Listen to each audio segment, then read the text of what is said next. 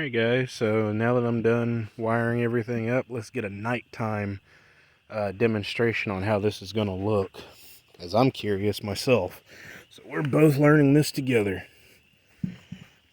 Alright, so this is what it looks like from the back. That is not too shabby at all. I like that.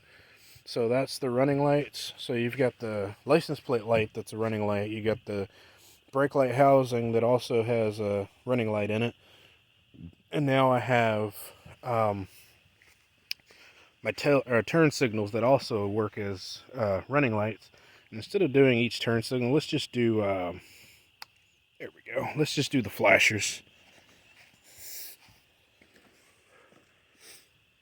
Yeah. I like that. That's very visible.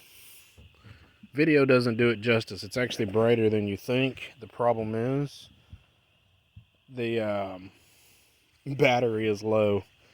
So, but other than that, turn that off. There we go. And then, of course, we're going to have to look at it from back here. But here's the brake. So that's a lot more that illuminates. So instead of just this illuminating with the brake, you have this and these two as well. I'm very happy with that. The trains down the dead road tracks, leaving all they know.